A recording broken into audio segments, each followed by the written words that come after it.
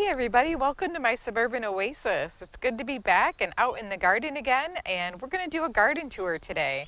My name is Soleil and I garden in Zone 5B in mid-Michigan, and I'm really excited because even though it is July, just the very beginning of July, the garden is still looking good despite all sorts of wind and heat and lack of rain, and the soil is cracking, but they're still really beautiful things, and it just goes to show you how resilient nature is. So let's take a look at what's going on. We'll start in the potager garden today. In the potager garden here we have a dahlia pot, and it is definitely setting some buds, and that's really exciting because then we'll be able to see what color those are. And then along this pathway we have some beautiful Cleopatra coneflowers here. They will turn yellow, and we'll see some that are in full sun a little bit later. This large leaf plant that is right along the edge of the deck is called Virginia, and the bright pink flowers are the Dianthus. Over in this area, I am letting some carrots right now go to seed, and I think the flowers on them are absolutely beautiful. In fact, my husband couldn't even believe that this was a carrot plant. I plan to collect some of the seeds so that I can save them for planting later. We have lots of blooms on strawberry plants in here. There's the red and the pink and the white, and they're looking really good. I have gotten some strawberries, but definitely the chipmunks have beaten me to a lot of them this year. Then I have some wonderful kale growing, and I even have a tomato down here that has seeded itself. So I look forward to seeing whether or not I get some tomatoes from that as well. Now I did actually plant this tomato in the cage over here, and as you can see, we're starting to get some tomatoes growing on. They're still very, very green and in their initial stages, but lots of flowers on the plant, and it's doing really well. I do think I'm going to have to come through and clean up the potager soon. Some of the peas are starting to struggle because they're much better in the cool weather. Let's take a look at the next garden bed. This one also has some peas that I'm probably going to be taking off of this trellis soon. And then I have some cilantro that I'm also letting go to seed, but it has these beautiful airy white flowers, and so I love to see those. And the seeds are often referred to as coriander and can be used as a spice as well. But I often get volunteers from year to year just by letting them go to seed, so it's nice to do that. My lettuce is gone, and it definitely bolted as soon as we got hot weather, but then we had a small groundhog come through and eat all of the tops off of it, so it's ready to be pulled. Something very exciting for me this year is this garlic. I'm getting some scapes on it, and so I'm going to be picking those scapes and cooking them up. I can't wait. Another thing that I'm letting go to seed in this garden are some of the candy onions. I planted them last year, and I just left them in the ground over winter, and they continue to grow on this year, and I think they're absolutely stunning. And I'm going to try to collect the seeds and see if I can get them to grow again for me. I think that'll be really fun. This is a fig tree that I got last year. This is the Violetta de Bordeaux, I think it's called. I might be saying that wrong. Something Bordeaux. Anyways, it's a fig, and it's looking really good this year. It's put on a lot of new growth, so I'm hoping maybe next year I'll get some fruit on it. I'm not sure how long it takes before you actually get fruit, but I got it in the fall of last year. Then I have some zinnias here. These are the Purple Prince variety, and they are just getting ready to set some flowers. Lots of buds on them. And then I have a bush variety of summer squash, and the fun thing about this is it takes up a lot less space than a regular squash vine does. So I have two of them here, and you can see lots of little squashes are growing right now, which is super fun. My family enjoys eating them and grilling them and using them a variety of different ways. We have some more tomatoes here as well. So lots of fun things going on in the potager garden. As we come out of the potager, you'll see we have some beautiful sedum still growing here. This is the Marina variety, and I love the color of it. It just makes a really nice accent, and this will put on some blooms soon. Over here, I'm excited to show you that this pink mink clematis is finally blooming. These are like little dainty bell-shaped flowers, and there's lots of them everywhere. So I think we're probably in about the first third of the blooms, because there are tiny buds all over this still that haven't even opened. So I'll be loving watching this bloom over the next week or two, maybe even 3 if we're lucky. I do need to do some deadheading in many different places. Over here you'll see my barberry is kind of different colors, and that's because I just started trimming it back. I probably need to do a little bit more trimming, but it will turn back to that real Concord grape color like this one over here as soon as it kind of gets the sun on its leaves. Now we have this gorgeous pinky Winky hydrangea that I planted last year, and it is absolutely getting ready to bud up. And from this angle, it almost covers up the heat pump, which is what I was aiming to do with it. So really excited to see that happening. And then next to it, I have a baby PG hydrangea that I grew from a cutting. And this was off of the PG hydrangea standard that I have in the front yard. You'll see here the Pinkadot phlox are still blooming so well. I highly recommend these if you enjoy phlox. They're probably about 24 inches tall, and they bloom for several weeks, so they have really good staying power. Now, the other ones that I had planted here, that I still have planted, I have deadheaded, and they were the opening act blush. And they were a little bit more susceptible to the heat, so I lost the blooms much quicker. So I would just say that those probably could take maybe part sun instead of the blasting full sun that these get all day, and do even better.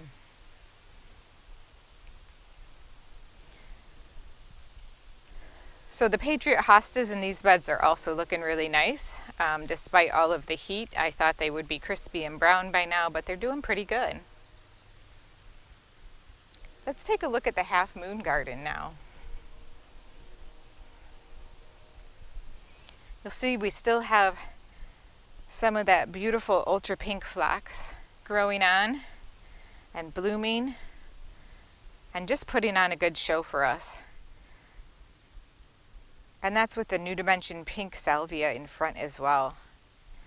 And all of the plants that I have planted in are still looking nice and healthy, so I'm looking forward to seeing those bush out.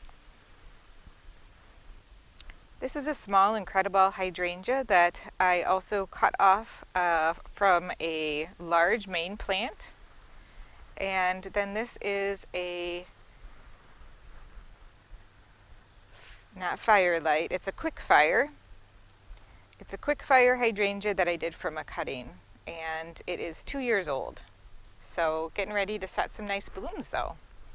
And then the Wizard of Oz. This is such a beautiful color. I love this. I'm going to continue to divide this in this bed if I can continue to expand it and or add it to other beds, because I really enjoy that. And it is a nice long blooming plant. Very similar to the White Wands Veronica. They're both Veronicas, but a different color.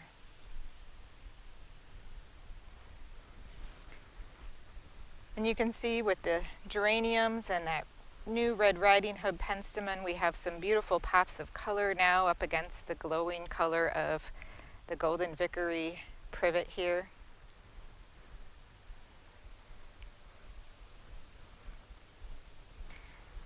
And these blueberries are starting to turn blue, but I kind of think they might have gotten dried up on the inside. They feel kind of hard. So they might have really taken too much of a beating from the heat wave we had. This is another small incredible hydrangea that I planted last year just off of a main one, and you can see it's actually going to get some flowers this year, so that's going to be fun. Now let's take a look at this bed over here because I am loving these hydrangeas.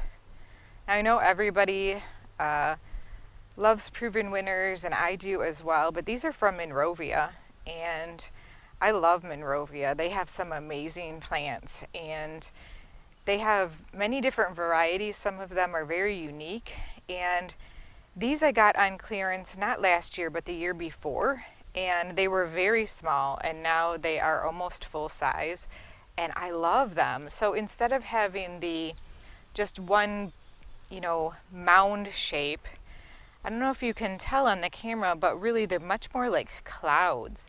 I love the kind of, I don't know, it's like an undulating, soft, fluffy pillow, but it's not just one ball. It definitely has that nice cumulus cloud shape to it, and I'm just loving it.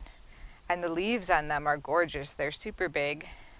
So I think they make a wonderful addition to this bed, and I'm so happy to see them finally growing to size.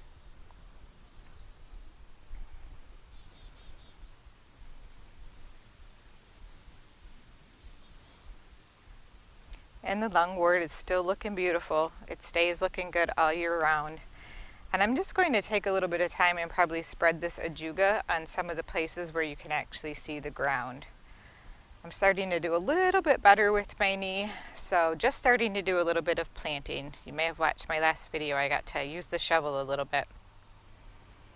I always love this combination and the contrast between this 9-bark and the ghost fern here. It picks up on the red of the stem in the fern just beautifully. It's such a wonderful foliage combination. And just a tip for planting gardens is, really think about your foliage and contrasting there's a mama robin bringing some worms home to baby. And really thinking about having contrasting shapes and sizes and textures of leaves, and making sure that your foliage is good, because flowers come and go throughout the season, but the foliage is really what holds the bones of your garden, along with some of the shrubs. So as we meander back here into the woodland garden, you can see our Fun and Games hopscotch is still doing really good. This is a heucherella. Now that we have a little bit more shade, it's not as vibrant of a toffee-ish color. It's more green in there. And the Crosa Regal hosta is looking beautiful still. This one did not get any sun damage or hot wind damage. And we'll just take a long look down the garden here so you can see it. I'm thinking about replacing some of the variegated hostas that are in the front of this bed, because since we took out the maple, there's quite a bit more sun and there's a lot of drainage on this sloped site. And these hellebores actually are part sun, the ones that I just got on clearance. So I am thinking about taking a few of these out and placing the hellebores in, and I really think that that will provide a nice base of evergreen foliage in this bed, and they like or can tolerate dry shade quite well, dry areas, and these hostas really can't take it. It's just too much now that that small maple tree is gone. So we'll see if I can get that done soon as well. The Halcona Chloe grass continues to just light up this area. It's definitely a very dominant force, but it is so wispy and beautiful at the same time. And this Pinky Winky Hydrangea Standard is looking really good, still nice and healthy and putting on some buds. I think this one's going to take a little bit longer before it blooms, so probably 2 more weeks maybe.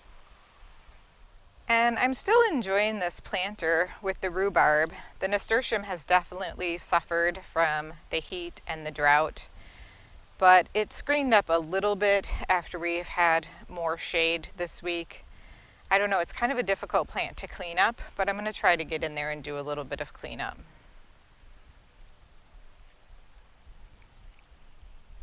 I'm excited to show you the astilbe this week because it is starting to bloom, and this is the first time I've had astilbe in a garden where I actually got it all the way to bloom. So I'm pretty excited about that. So if people think that I just know everything about gardening, I don't. I might be a master gardener. I might have gardened for 16, 20, 30 years. But I'll tell you what, you always learn something new in gardening, and that's what's amazing about it.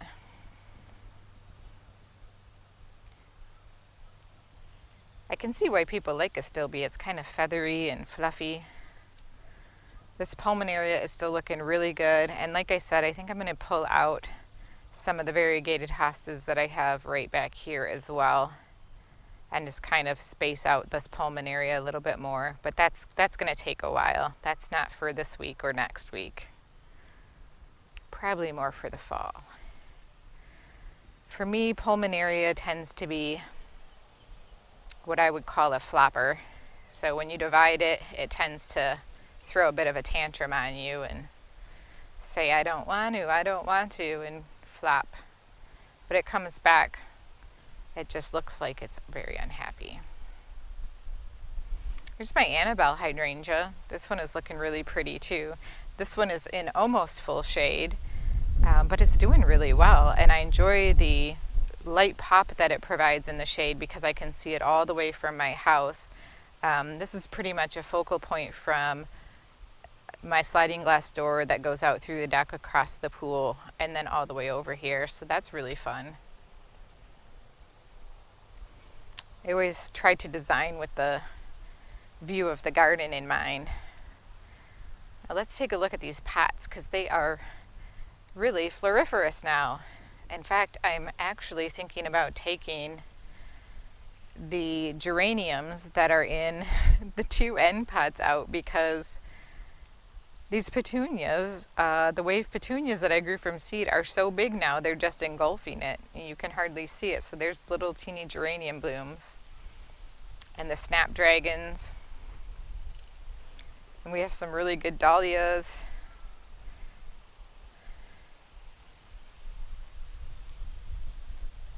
And of course the beautiful dogwood.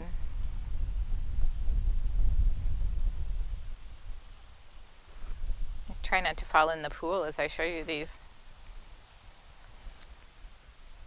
These are right at the edge of the pool, so as you look across the pool you can see the flowers. Very cheery. So you can see our grass is pretty brown. Again, it looks a little bit more like the end of the July than it does look like the beginning of July, but it's still beautiful.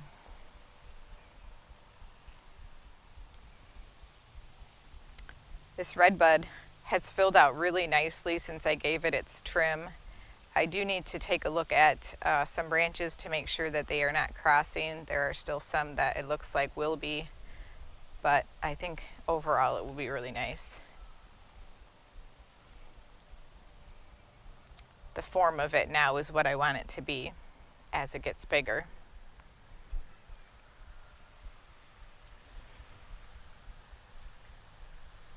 Everything's growing on really beautifully in this bed still. I do have, a little bit of browning here and there, but that's to be expected this time of year, and even more so with the weather that we've had. I'm hoping with this pieris that this is the Rose Valley pieris. I'm hoping that all of these little berries drop and turn into seeds, and maybe I'll get some babies next year. I think that would be really fun. Really enjoyed growing those. Just a very unique plant.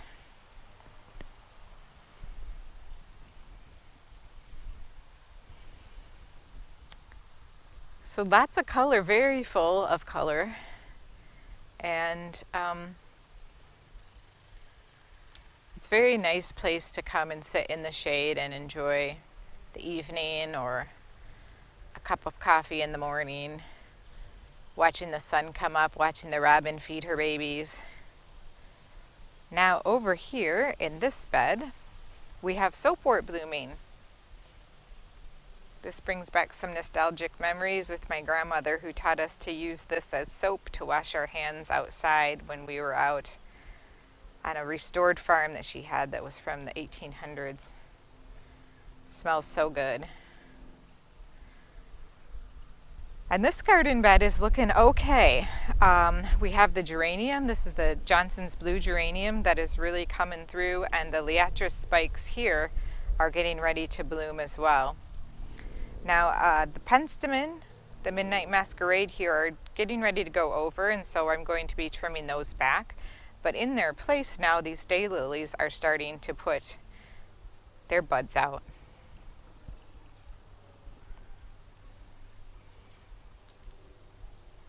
Definitely a bit of heat damage, especially in this spot, because there's nothing protecting it from the wind. The hot, brutal wind just came right through here.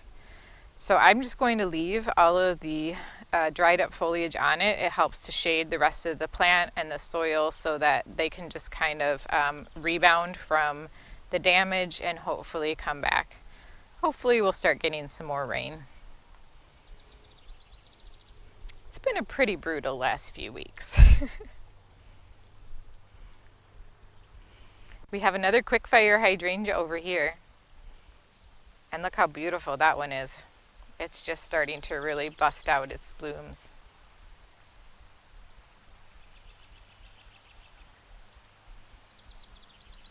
Some amazing lilies and phlox. And the Eden rose is continuing to bloom well.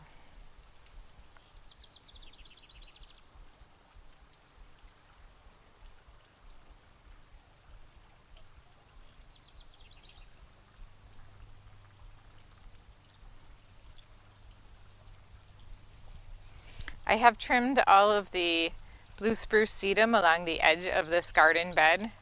So you will probably notice that the rocks look a little bit more prominent this week because the yellow blooms are not sticking out over the edge anymore. But also my husband just mowed the lawn, and so what he does is he comes along with a string trimmer to ensure that the grass stays a few inches away from the rocks to minimize any creeping grass from getting into it. You may be able to even see some of the cracks in our soil from it being so dry here. The hanging baskets are looking really cute though. They're doing good. And thank you so much to the Mainer, who is a subscriber, who helped me identify this as a Toile de Violette. That is the name of this Clematis, so thank you so much. I think there was maybe 2 other folks after him who helped to identify it as well. And that's one of the things that I just love about having gardeners on YouTube, is because everyone helps each other out so much, so thank you. We've got some coneflowers here that are getting ready to bloom, starting to see a little bit of color around the edges. Lots of different kinds, because we have Cheyenne Spirit and we have the Sunseeker Salmon variety. So there should be quite a burst of color coming up in the next week, I would say. And speaking of color, try not to make you dizzy, but here we have the Cleopatra coneflower in bloom. Here's some more of that buttery yellow color that I just love. I think it's very summery, and I like how this goes through kind of a phase of a deep buttery yellow to a much milder one as it fades over time. The Incredible Hydrangeas over here. Ignore my mess of my hose. Someday we'll get a retractable reel over there. But they're looking really good. Aren't they pretty? And then right behind them, the phlox over here is looking beautiful. And we have some liatris that are also getting ready to bloom. And I'll be darned if there isn't a little bit of color. Can you see it right in there? That's an aster, you guys. It's July 1st.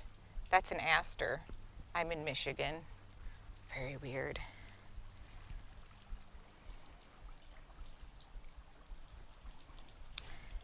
And I think these two flower pots right here are really bushing out nicely with the verbena and the snapdragons.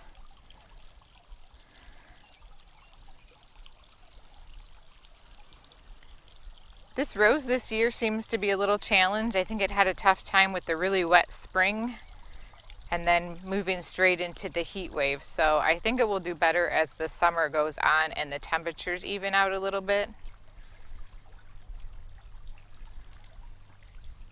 It's called All the Rage, and it has very, very beautiful colors on the leaves of the blooms. And we have next to it, I believe this is called Creamsicle. It's a very light and a peachy color, and it has a wonderful scent to it. So the daylilies are starting to open, and we have lots of millennial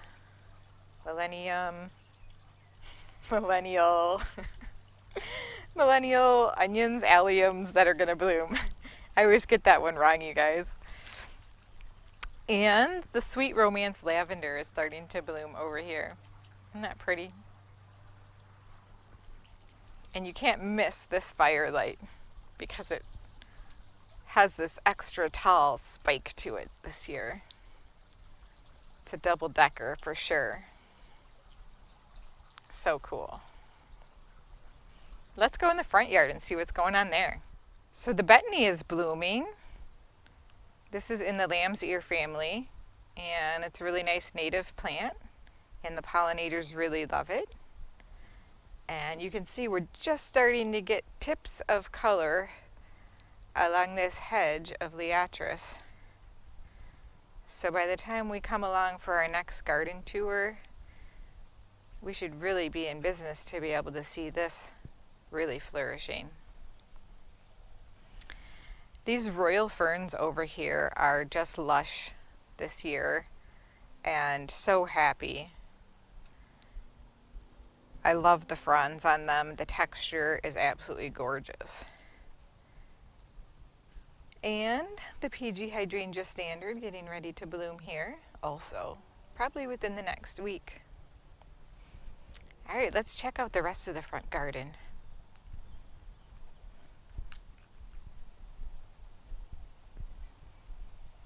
Coneflowers are just about to come into season. You're going to see quite a few more of them blooming this year.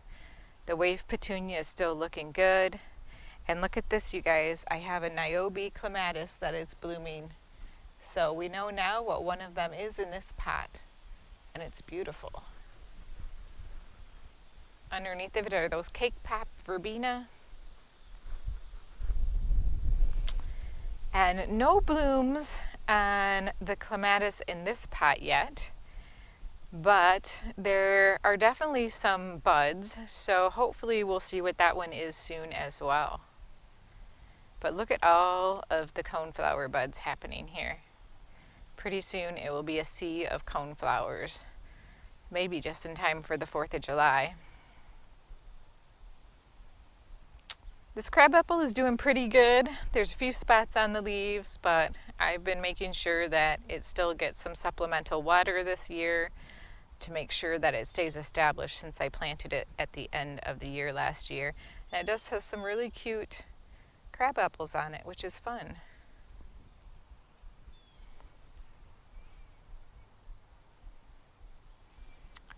This bed is looking really healthy, also super full of coneflowers that are getting ready to bloom.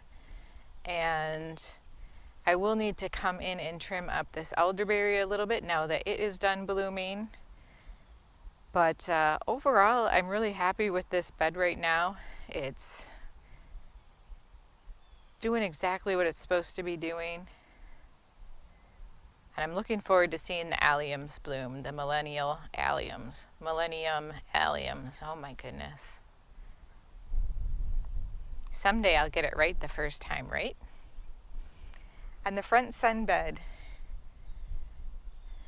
I've gotten all the boxwoods trimmed up, so I think they look pretty good now. And I'm gonna need to go in there and trim back those allium seed heads, but I thought they looked pretty, so I wanted to leave them for a little bit. And I'm gonna have to come out here and spray again soon because I don't want the deer to eat the blooms off these bobo hydrangeas. I find the deer tend to move more throughout my garden and try to eat more when it's hot outside and dry. They try to get the water from the vegetation. Probably going to have to clip back these Schubertii soon, but we have the pink powwow wild berry right in the middle of them, which almost looks like they're still got blooms on them.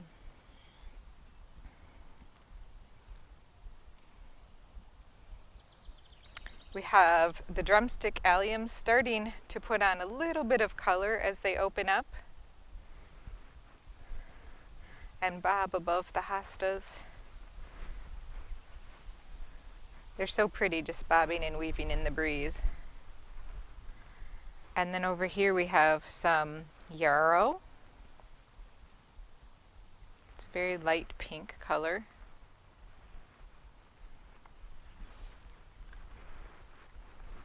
And I definitely am getting a bloom on the oak leaf hydrangea over here. It is what I thought it was. So excited. So excited.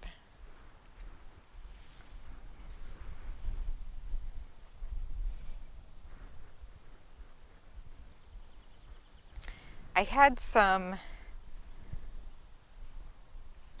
of this Paint the Town Magenta Dianthus that was kind of getting hidden underneath a couple of the hostas, so I took that out and planted it where it could get more sun and be happier and start putting on some blooms again. So I put one of those on either side just for symmetry. And then these are so close to open. These are Goldfinch Shasta Daisies. I can't wait to show them to you when they open. So probably next week's garden tour, they will be showing up. We have a couple of them along here that will provide a nice pop of color in this bed. And then along with that, there's a little bit of yarrow right here. And this is the, I think it's called amethyst, firefly amethyst. I'm looking forward to seeing that one bloom because that one has not bloomed in my garden yet. And then I wasn't sure about these variegated boxwoods because when they were putting on new growth it was very green, but now they are turning much more variegated as the leaves harden off. And we have some boxwoods, we have some bobos on this side as well that are going to look really beautiful soon. And then around the front of this bed, we have some gorgeous sedum. So let's take a look at that real quick.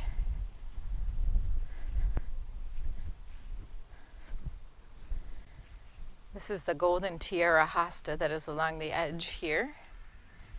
And then we have some variegated sedum along the front. Isn't that pretty? Some of it looks like it's actually trying to revert to blue sedum, so I'll have to clip that out. That's interesting. I've had that in my bed for years, and it's always done really well and just been a really easy plant to grow. So we'll just come up here and check out the hostas, see how they're doing. I think they're doing great right now. Everything is probably needing some more water and could benefit from it, but they're all hanging in there really well right now. Very full, very lush. And the geraniums, usually in a couple of weeks I have to start pulling some of the geraniums, this large root geranium. It spreads very slowly. It's beautiful and it smells good and it's really easy to pull, so it's kind of a fun task to do, so I don't mind it. But I mean, some of these hostas are at least 2 feet tall and probably about 4 feet wide at this point. Some of them are just monsters. The This Variegated is really starting to widen out and spread its leaves. I love it. I hope it keeps getting bigger.